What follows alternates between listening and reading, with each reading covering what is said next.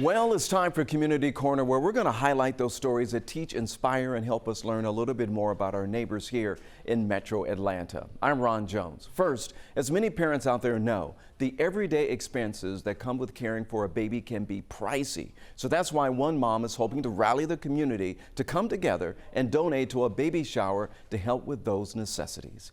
11 Alive's Erica Murphy has more on that effort. What's my favorite color? Red Yeah. or blue?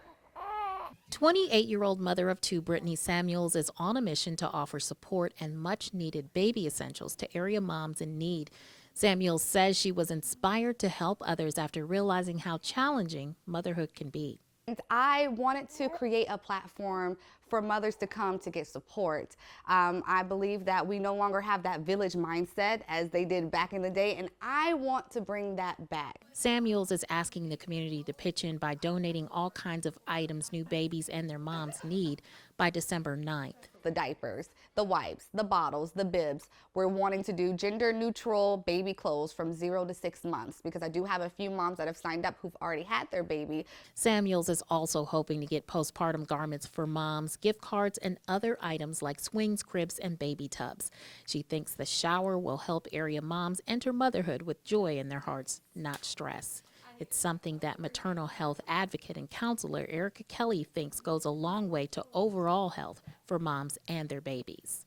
Transportation, diapers, wipes, pacifiers, a good support system. All of those things are necessary because then you feel well prepared. The community baby shower takes place on December 16th at the Oak Hill Child, Family, and Adolescent Center in Atlanta. Anyone who's interested in participating is encouraged to register on the Mom Dynasty's website. We have a link at 11alive.com. Reporting from Atlanta, Erica Murphy, 11 Alive News. It's been almost 1 year since a devastating Thanksgiving weekend shooting near Atlantic Station. 2 young boys were killed that night, 12-year-old Zion Charles and 15-year-old Cameron Smith. Now, Cameron's mother, Tiffany, has been on a mission of healing and helping ever since. 11 Alive's Liza Lucas spoke with Tiffany, who is channeling her grief to support and protect others. How do you move on when a part of you is missing? You know, when you lose a child, you lose a part of your heart. And I think your heart deserves to be honored. For the past year, Tiffany Smith sought ways to honor her son. We started out with, the Forever Cameron Experience, which was a youth program for young people 13 to 17. But what I've seen is there's a huge missing for moms that have experienced the loss of a child. Turning to social media to process her grief, Tiffany found others turning to her. I got so many inboxes where moms would say, oh my God, I lost my son 3 years ago and I can't even look at a picture. The isolation, people not really understanding it. The experience bringing the moms together, Angel Moms. What we do is we provide support. We provide mental health counseling and alternative ways for moms to really connect with others and to be able to move through the stages of grief. A mother's heart, a mother's mission. Cameron, the gift that he gave to me, he kind of propelled me into my purpose. One Atlanta doctor is trying to make it easier for Black patients to find doctors who look like them. Dr. Frank Jones created My Black Doctor Directory, so it's his solution to a health struggle among African Americans. 11 Alive's Joe Ripley shows us how it works. I was actually diagnosed with mild cognitive impairment. The day Arthena Caston's life changed forever. At 51 years old, she has a history of Alzheimer's disease in her family. It's a scary feeling because you almost know where you're headed. And right now you don't know what you can do or if there's anything that you can do to control it or stop it. Caston's journey to take control of her health led her to dozens of doctors.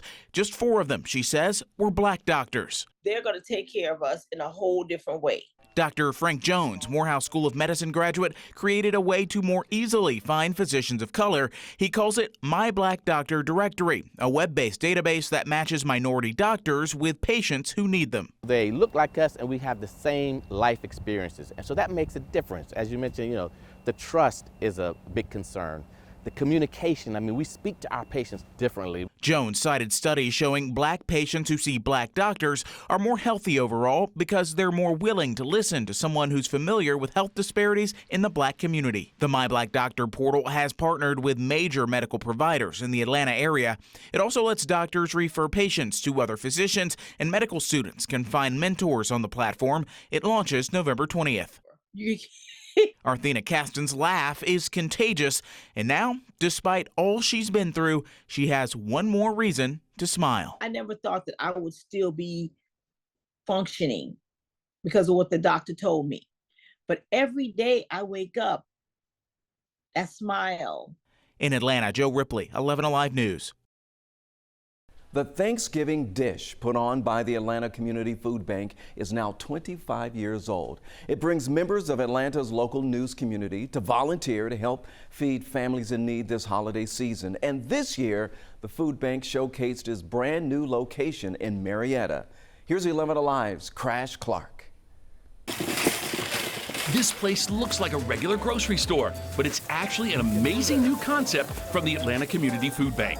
And it's allowing us to get more food out into the community in places where there's a lot of need, and also to develop new ways to serve people so that we're having a bigger impact. Every week, about 600 families in need who qualify come here and shop for groceries just like everyone else, with families receiving about 100 pounds of food per week. You're really Dorothy from Kansas. I am really Dorothy from Kansas.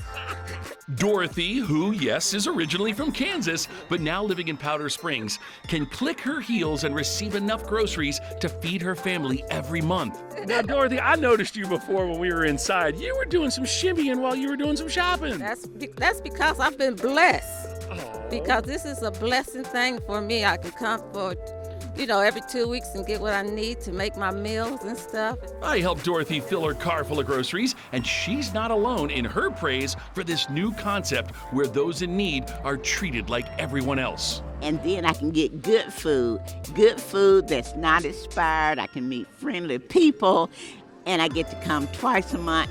This means everything to me. This year, the Atlanta Community Food Bank is celebrating 1 billion with a B meals given away in Metro Atlanta.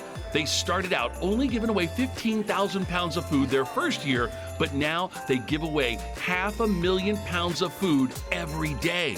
It demonstrates how the community can really come together, invest in a cause, and work together to really help solve an issue for our community. More than 1.2 million senior citizens call Metro Atlanta home, and some live in senior communities. Caregivers in those communities say that they're looking for ways to keep resident spirits high, especially coming out of a global pandemic. 11 Alive's Erica Murphy has more on those supportive efforts. I fell in love with her the very, very first day. It's the thunderbolt, came down of a bang. Alice and Ray Swagstra have been married for 58 years. The secret to longevity, we get asked that a lot, and I have to say it's commitment to each other. Commitment. They're spending this season of their lives at Magnolia Place with their 12-year-old Labradoodle, Buffy, and are learning to enjoy the simple things. I can sit out in this courtyard and just enjoy a beautiful day without any guilt about wasting time. Okay, all excited to go? Time is a precious commodity for this community, and Magnolia Place Life Enrichment Director Alicia Ayer works to make sure all her residents are enjoying all the little moments, marrying her love of animals and people to make this feel like home. I feel the animals bring out an empathy in the residents. Well, I liked it because I got to hold that bunny. That bunny was so nice and soft. When Alicia recently brought in a petting zoo, think outside the box. Residents like 90-year-old Teresa, I like the little bunnies. Couldn't get enough. I mean, there were so many animals, chickens and bunnies, and they had even a pig. Magnolia Place is one of the few senior residences in Metro Atlanta that allow pets. It's just one of the ways community leaders say helps to keep seniors connected as the seasons roll by. They're people too. They want to be heard, they want to be loved. Reporting from Roswell, it feels good to be loved. Erica Murphy. Anybody would feel good to be loved. 11 Alive News. The Christmas spirit will soon be on full display in Fayetteville, despite a fire 3 months ago destroying hundreds of thousands of dollars of decorations.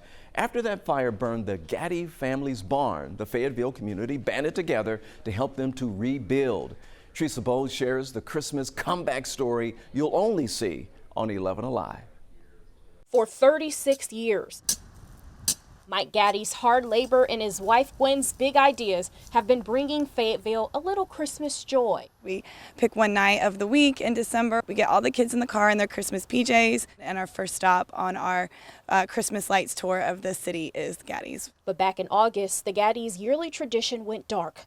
A fire ruined a barn full of their decorations and their spirit. I said, well, I guess the Christmas decorations is over, because all the wires were burned up. That was until they found out they've got friends in Fayetteville. It was one Christmas miracle after another. People were like, what do you need? Turning a blue Christmas. They made me feel, I'm getting upset too. Into a new Christmas. Well, we didn't want to get money, so she set up like a gift list of just materials. And I'm telling you, in 4 or 5 days, we had a whole room full of materials. And he got to work. And I just pushed it in the ground. The Gaddy's sacrificed traveling and seeing family for the holidays over the years to give more than 30,000 cars filled with families memories. That's why they mean so much to this city. It's become such a part of our life, it would feel very empty not to be here. It usually takes about 3 months of work to put up, but one of the biggest light displays in Fayetteville is back just in time for the holidays, and Lori Ann Harper's daughter Autumn can't wait to see it. The Gaddy's, it's very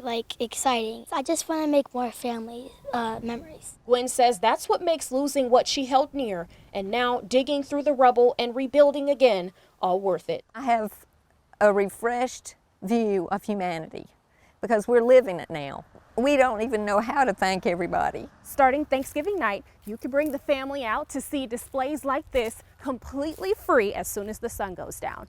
In Fayetteville, Teresa Bowles, 11 Alive News.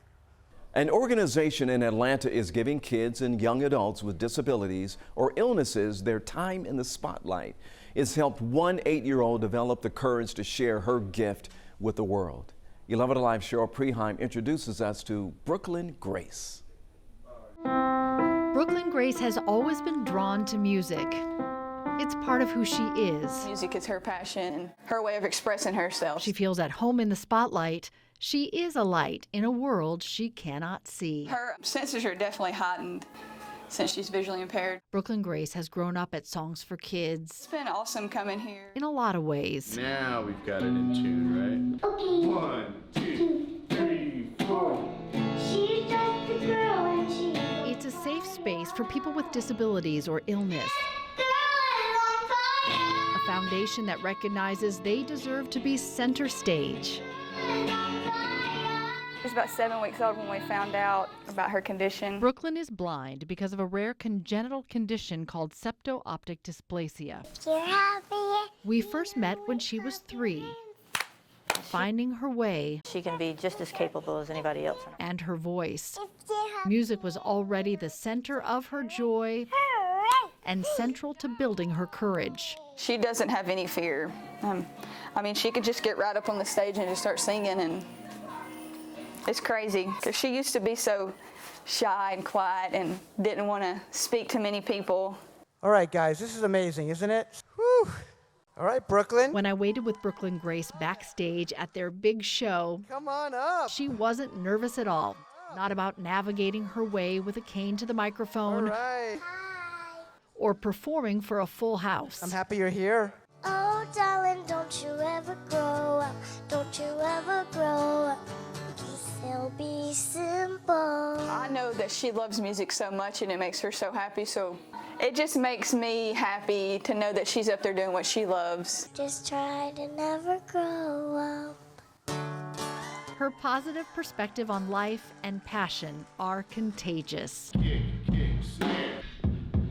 Yes! Music is a connection that goes beyond circumstances, labels, and limits. Brooklyn Grace's family says hers is a gift from God. Because it doesn't come from me and my husband. No, definitely not, Daddy. Hey, guess what? Some people can't sing like you. Oh, he doesn't even try. There is no doubt that music is a gift within her. And what a gift to have a place to share it. Can you feel my goosebumps? That was amazing. Good job.